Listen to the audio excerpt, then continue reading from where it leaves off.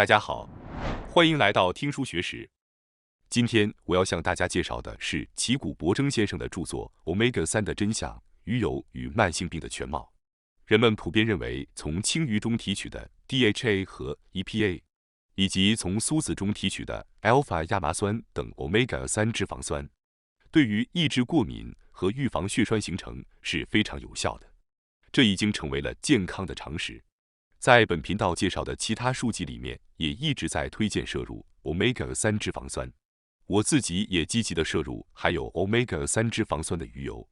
今天我要介绍这本书，将对我们目前的这种常识提出了质疑，警告我们多不饱和脂肪酸 PUFA， 包括 Omega-3脂肪酸，可能会给我们的身体带来严重的负面影响。这确实是一个颠覆现代健康常识的内容。我认为应该和大家一起进行分享一下，请大家不要盲目接受 Omega-3脂肪酸对健康绝对有益这一信息，也要接受反对的意见，然后再来认真思考一下，自己是否真的需要摄入 Omega-3脂肪酸。今天视频的内容包括以下3个部分：第一， Omega-3脂肪酸促进癌症的产生；第二， DHA 补充剂有毒的原因；第三阶段 Omega-3脂肪酸是最佳的减肥法。早在1960年代石油制品占据市场之前，以鱼油为代表的 Omega-3脂肪酸只是被用作涂料等材料。这是因为 Omega-3脂肪酸是最容易氧化的油之一，容易与空气反应并迅速固化。这样一氧化的油进入人体会发生什么呢？ Omega-3脂肪酸进入体内后会迅速氧化，形成过氧化脂质，可能导致各种慢性疾病。如果您像我一样经常摄入 Omega-3脂肪酸，请务必看到最后，您会明白您平时摄入的东西有多么危险。现在让我们开始吧。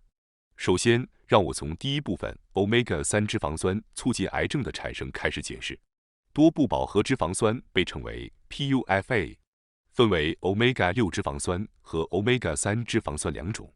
Omega-6 脂肪酸的代表是植物油，这是从大豆、玉米等植物中人工化学提取的油，现在几乎所有加工食品中都添加了。无论大豆或玉米是否经过基因改造， Omega-6 脂肪酸都被认为是易导致毒性的物质。与此相反， Omega-3 脂肪酸的代表，就如大家所熟知的，是鱼油和亚麻籽油。正如前文所述，目前 Omega-3 脂肪酸备受关注，被视为健康食品，市场上也因此充斥着各种补充剂。这些 PUFA 有一个特性，即它们迅速与氧气结合形成过氧化物。一旦这些 PUFA 进入人体，它们可能产生毒性物质。换句话说，不仅 Omega-6 脂肪酸被普遍认为具有毒性， Omega-3 脂肪酸在进入人体后也可能产生毒性。尽管如此，医学界却将这两种 PUFA 都定义为必需脂肪酸。然而，时间来到了20世纪，随着这些 PUFA 在餐桌上的普及，诸如癌症、心血管疾病、中风、糖尿病、过敏性疾病、自身免疫疾病、阿尔茨海默病等慢性疾病急剧增加。医学界也逐渐承认了这些慢性疾病与 PUFA 的过度摄入有关。近年来，医学界逐渐认识到，摄入过多的 Omega-6 脂肪酸可能是这些慢性疾病的原因。但至今 Omega-3 脂肪酸的摄入仍然被推荐。Omega-3 脂肪酸和 Omega-6 脂肪酸一样，都是易氧化的脂肪酸，甚至比 Omega-6 脂肪酸更容易氧化。据说 Omega-3 脂肪酸在现代医学和营养学中备受青睐的原因是它可以中和 Omega-6 脂肪酸的特性。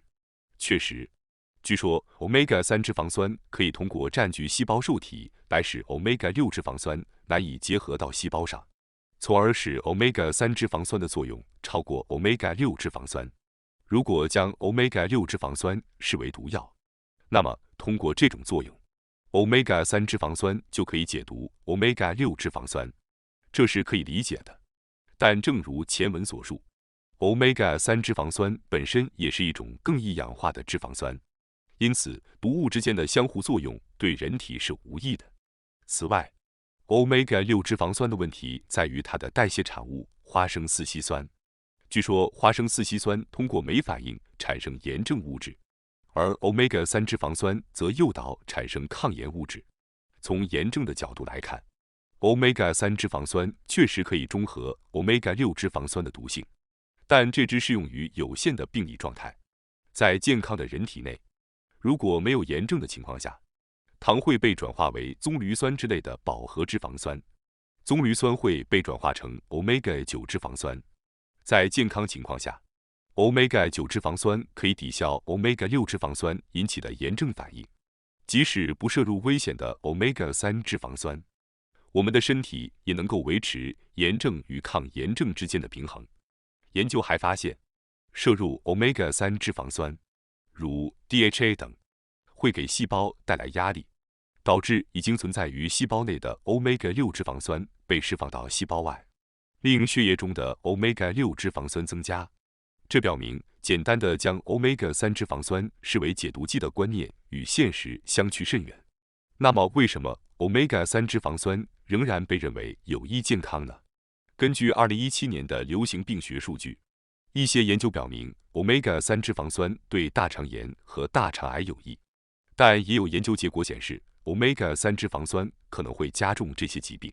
因此，关于 Omega-3 脂肪酸，一直以来就存在着许多相互矛盾的研究。科学通过相互矛盾的研究和辩论得以发展。作者指出，不同的研究结果本身并不是坏事，问题在于涉及到 Omega-3 脂肪酸时，负面数据往往没有被公开披露。这是一个令人惊讶的事实。全球鱼油产业的影响力与种子油产业相当，对政府和研究机构也具有巨大影响力。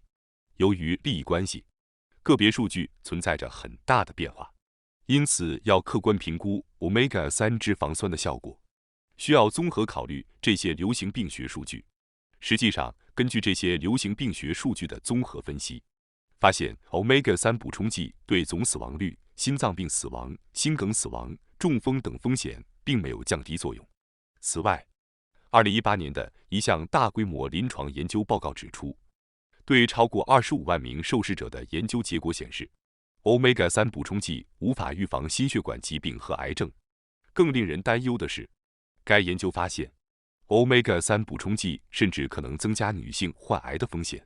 因此，要正确评估 Omega-3 补充剂，需要客观审视大量的基础数据并进行综合分析，不要被开发补充剂的公司或巨大的鱼油产业投入的大量资金所迷惑。接下来是第二部分 ，DHA 补充剂有毒的原因。在美国， Omega-3 在补充剂市场中占据成年人的第1位，甚至在儿童中也有很大的市场份额，市场规模超过2万亿日元。Omega-3 补充剂的供应不仅仅限于独立销售的补充剂，最近还被添加到粉状婴儿配方奶粉中，甚至在加工食品中也被使用。在医疗领域，它也被用作治疗高血脂。美国心脏病学会推荐每天摄入1克鱼油。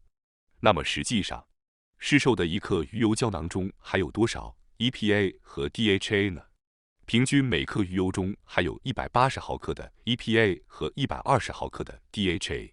也就是说，每粒鱼油胶囊中的 Omega-3 脂肪酸总量为300毫克。与此相反，我们从食物中摄入的 EPA 和 DHA 的总量，根据美国农业省的估计，约为儿童40毫克到成人90毫克。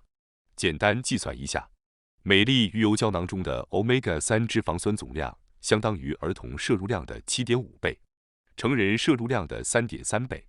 值得一提的是，对于心脏病患者，通常建议每天服用3次鱼油胶囊，这相当于从正常饮食中摄入 Omega-3 脂肪酸的10倍。此外，我们不仅可以通过食物或补充剂直接摄取 EPA 和 DHA， 还可以通过体内合成。通过摄入亚油酸，我们可以在体内产生 EPA 和 DHA。据说从亚油酸到 EPA 和 DHA 的转化率约为 EPA 为 0.2%，DHA 为 0.05%。在西方国家，亚油酸的摄入量约为每天 0.5 到 2.3 克。从亚油酸到 EPA 和 DHA 的产生量大约为 EPA 每天2到46毫克 DHA 每天0.25到1.15毫克。因此，考虑到我们从食物中摄入的 Omega-3 脂肪酸和体内产生的量，总摄入量最多为137.15毫克。一粒鱼油胶囊中含有的300毫克是这个值的2倍以上。换句话说，即使只服用一粒鱼油胶囊，体内的 EPA 和 DHA 就会迅速达到过剩的状态。即使是不吃鱼的素食主义者，他们的血液中也有足够的 EPA 和 DHA。这是因为，就像之前提到的那样，即使不通过饮食摄入，它们也可以在体内从亚油酸中合成。看到有些素食主义者也能过着健康的生活，我们可以明显的得出鱼油胶囊是不必要的结论。那么，过度摄入 EPA 和 DHA 会对身体产生什么影响呢？通过加工食品或补充剂摄入过量的 EPA 和 DHA 时，这些 Omega-3 脂肪酸会超出肌肉的需求，多余的部分会被纳入细胞结构组件，如线粒体内膜。这些被纳入的 Omega-3 脂肪酸会降低线粒体的电子传递链的功能，导致糖的能量代谢障碍。有报道称，那些平时摄取鱼油补充剂的人在停止摄取后，高血糖问题会得到解决。这是因为 Omega-3 脂肪酸的摄入量减少，线粒体的电子传递链功能得以恢复，从而促进了糖的代谢。然而，在这种情况下，从停止摄入鱼油到能量代谢恢复需要4个月以上。即使糖代谢恢复，其他不良影响，如线粒体障碍，仍然持续存在。鱼油对我们的身体产生不良影响的原因，正如第1章所述，是因为 Omega-3 脂肪酸很容易被氧化。即使最初摄取的 Omega-3 脂肪酸没有氧化，一旦进入体内就会迅速氧化。市场上大部分的 Omega-3 脂肪酸补充剂已经氧化了。换句话说，鱼油补充剂含有过氧化脂质醛类化合物。醛类化合物作为酒精代谢产生的毒素而有名。人在饮酒后，酒精会在肝脏里代谢成醛类，但有些无法完全分解，积聚在血液中，导致宿醉等不适症状，就像酒后口气难闻一样。含有鱼油的胶囊也会散发出难闻的气味，尽管包装在胶囊中不易被人察觉，但如果手头有鱼油补充剂，不妨打开一颗胶囊，你会立刻闻到刺鼻的气味。那么，为什么市售的 Omega-3 补充剂已经被氧化了呢？原因如下：一、鱼油产业为了利润而使用质量较差的鱼类；二、在分离鱼油的过程中，通过低温加压和离心分离的工艺，使油暴露在高温区域；三、在精炼过程中，通过加热蒸汽去除鱼腥味，但在这个过程中，会与甘油结合形成醛类物质；四、在储存过程中，脂质的过氧化进程会持续进行。综上所述，Omega-3 补充剂已经被氧化是显而易见的。此外，市售的 Omega-3 补充剂中还含有游离脂肪酸。游离脂肪酸与铁等物质迅速反应，产生醛类化合物，因此游离脂肪酸也被称为氧化物质。即使游离脂肪酸含量仅为 0.1%， 也足以导致醛类化合物的产生。有些 Omega-3 油中的游离脂肪酸含量甚至高达 0.7%， 这已经足够产生醛类化合物。特别是乳化型 Omega-3 补充剂，由于表面积较大，更容易发生氧化反应。现在我们已经了解到 DHA 等 Omega-3 补充剂的毒性有多大了吧？接下来是第3部分，戒断 Omega-3 脂肪酸是最佳的减肥法。通过减少摄入 Omega-3 脂肪酸可以带来许多好处，其中一个是能够减肥，提高基础代谢率。婴儿基础代谢率高的原因之一是 PUFA 积累较少。然而，随着年龄的增长， PUFA 的积累量会增加，导致基础代谢率下降，容易发胖。提高基础代谢率的关键是甲状腺激素。如果限制摄入 PUFA 的话，则甲状腺激素开始发挥作用。PUFA 也是一种应激激素，又被称为肥胖激素。它可以增加皮质醇和雌激素的产生。皮质醇主要产生于内脏脂肪，雌激素主要产生于皮下脂肪。因此，如果想减少腹部周围的脂肪，可以通过限制摄入 PUFA 来抑制这些肥胖激素。然而，正如第2章所述，即使不摄取补充剂， PUFA 也会通过日常饮食或体内从亚油酸合成而来，自然地积累起来。对于这种自然的 PUFA， 重要的不是减少其本身，而是抑制其氧化并减少其毒性。作为抑制 PUFA 脂质过氧化的物质，植物中含有的一些植物化合物被称为抗氧化剂，比如茶多酚、贝塔胡萝卜素和咖啡酸。摄入富含这些物质的水果和蔬菜是个不错的选择。不过要注意的是，这些物质如果摄入过量，也可能具有毒性，因此用它们作为补充剂摄入是非常危险的。实际上，咖啡酸等物质已经被证实具有致癌性，所以最好还是从天然食物中获取这些物质，以避免可能的健康风险。同样，正如第2章所述， PUFA 在乳化状态下更容易氧化。乳化是指 PUFA 作为油与水混合的状态。对于这种乳化状态的 PUFA， 摄取维生素 E 是有效的。维生素 E 可以减轻脂质的过氧化作用，可以通过摄入动物性食品或者高质量的补充剂来补充。此外，内脂肪分解的抑制剂奥利司他也受到了抗肥胖药物的关注，这是通过阻断将脂肪加水解的脂肪酶，预防 PUFA 被释放为游离脂肪酸。另一方面，需要注意铁的摄入，因为铁会增加消化道中 PUFA 的过氧化脂质反应，生成大量的醛类物质，非常危险。由 PUFA 氧化产生的各种醛类物质会与蛋白质、DNA 等其他分子结合，并对其产生不良影响。但也发现了可以防止这种情况发生的物质，其中之一就是基肽。基肽是欧美顶级运动员广受欢迎的补充剂。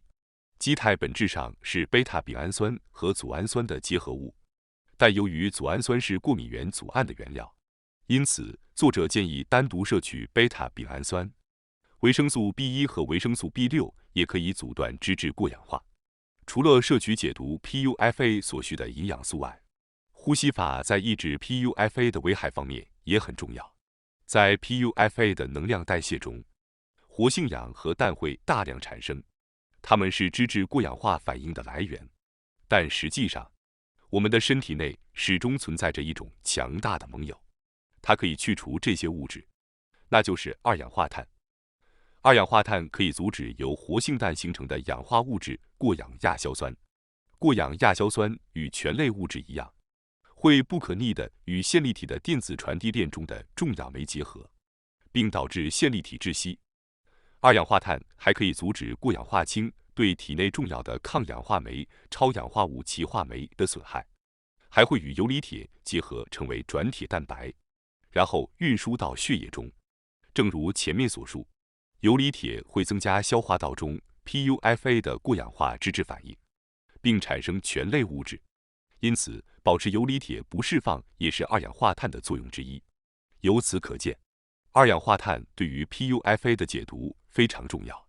为了在体内大量产生这种重要的二氧化碳，缓慢呼吸是至关重要的。像太极拳那样的呼吸法是理想的选择。过度呼吸会降低二氧化碳，从脂质过氧化反应的角度来看也是不可取的。正如之前所述，摄取高 PUFA 加工食品或 Omega-3 补充剂的情况下，细胞和线粒体的成分将逐渐富集 PUFA。一旦 PUFA 被组装到细胞的成分中，细胞就会变得亲水性，不再接受油脂性质。然而，甲状腺激素等保护激素都是从胆固醇中产生的脂溶性激素，具有油脂性质。保护激素在向细胞传递外界环境变化的信息方面起着重要作用。被 PUFA 侵蚀的细胞会排斥这种油性激素，无法将外界信号传递到细胞内部，因此 PUFA 会关闭生物体的整个系统。这一作用可以简单地描述为冬眠状态。事实上，冬眠的动物会摄取大量 PUFA 来度过冬季。通过这种方式，它们停止了所有的生命活动，以节省能量，然而，我们人类并非冬眠动物，每天都在活动并保持着生命活动。关闭身体的整个系统将导致我们在不断活动的体内出现冬眠状态。这种不自然的状态可能对身体产生不良影响。对于我们现代人来说，避免摄入 PUFA 是非常重要的健康习惯。Omega-3补充剂对身体有害的内容可能令人难以置信，但为了验证其真实性，我在读完本书后立即停止了 Omega-3补充剂一段时间。但迄今为止，我的身体状况没有什么特别的变化，既没有发生好的现象，也没有坏的现象。如果非要说有好的地方的话，那就是省下了购买昂贵的 Omega-3补充剂的钱。但是我开始意识到要缓慢的呼吸，这让我感到精神上更加稳定和清爽。也许这就是 Omega-3戒断的效果吧，但真相现在还不得而知。关于某种物质对身体的好坏信息，我认为每个人的体质都是不同的。当遇到与常识不同的信息时，重要的是不要轻信，也不要一概而论，认为它是谬论。对于这样的观点，我们可以先保留意见，也可以通过自己的身体来亲自尝试其效果，这才是最重要的。希望我今天分享的内容能够帮助到大家。感谢大家收看今天的节目。